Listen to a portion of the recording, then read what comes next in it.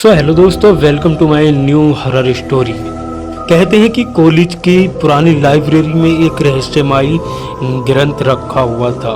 माना जाता था कि उस ग्रंथ में एक शक्तिशाली राक्षस को कैद किया गया था। शायद सदियों से वह लाइब्रेरी बंद पड़ी थी, लेकिन छात्रों के बीच यह बात हमेशा उत्सुकता का विषय रहती थी।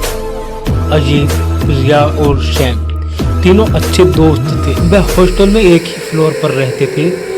एक ठंडी सर्दियों की बात है कि जब चारों ओर कोहरा छाया हुआ था, अजय ने कहा, तुम्हें पता है, मैं कल लाइब्रेरी में पुराने हिस्से को देखने गया था। वह सच में डरावना लग रहा था भाई। सैम ने कहा, अरे वो तो सब झूठ है, कुछ भी डरावना नहीं होगा। तभी रिया ने जवाब दिया। अजय, जो हमेशा रोमांचक के लिए तैयार रहता था, बोला, क्यों ना खुद जाकर देखते हैं। अगर सच में यही घटना है तो हम देखने चलते हैं। तीनों ने आधी रात को अपने हॉस्टल से बाहर निकलने की योजना बनाई।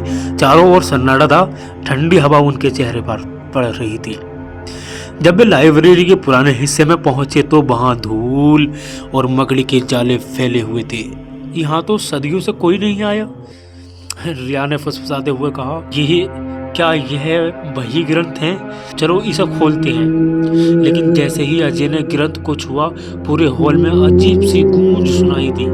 हवा भारी हो गई और एक तेज रोशनी पूरे कमरे में फैल गई। धीरे धीरे एक विशाल राक्षस का रूप सादर करने लगी। उसके लाल जलती हुई आंखें, नुकीले दांत और लंबी नुकीली उंगलियां देखकर तीनों थर्राने लगे, कांपने लगे।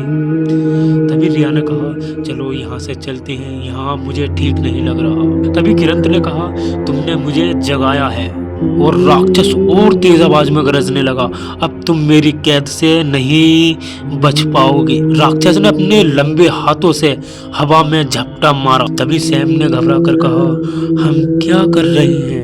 अजय और रिया ने ग्रंथ को खोलने की कोशिश की, लेकिन वह संस्कृत में लिखा हुआ था। रिया, तुम तो संस्कृत पढ़ती हो, जल्दी कुछ पढ़ो, अजय ने कहा।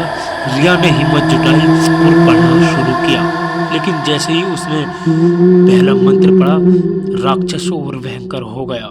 रिया ने ग्रंथ के अगले पन्ने पलटे, जिसमें लिखा था कि राक्षस को कैद करने के लिए उसकी कमजोरी नस पकड़नी होगी। उसने कहा, हमें उसका ध्यान भटकाना होगा। अजय ने टॉर्च फेंककर राक्षस का ध्यान खींचा, जबकि रिया ने मंत्र पढ़ना जारी रखा। जैसे ही मंत्र पूरा हुआ, राक्षस ने जोर से चीख मारी और अपनी शक्ति खोलने लगा।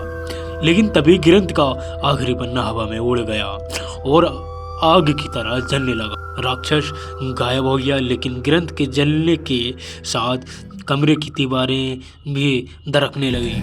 सैम ने कहा, भागो यहाँ से। तीनों ने दौड़कर बाहर निकलने की कोशिश की। दरवाजा अपने आप बंद हो गया, लेकिन बाहर आते ही उन्होंने देखा कि दरवाजा फिर से खुलने लगा। अगले दिन कॉलेज में हड़कंप मच गया। पुरानी लाइब्रेरी की दीवारों पर अजीब निशान उभर आए थे। तीनों ने कभी किसी को यह घटना नहीं बताई, लेकिन जब जब वे उस लाइब्रेरी के पास से गुजरते हैं, राक्षस की उन्हें चीख सुनाई देती है।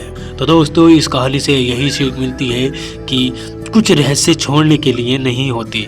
जो लोग उन्हें उजागर करने की कोशिश करते हैं, वे अक्सर खुद अपने आप ही बनाए जाल में फंस जाते हैं।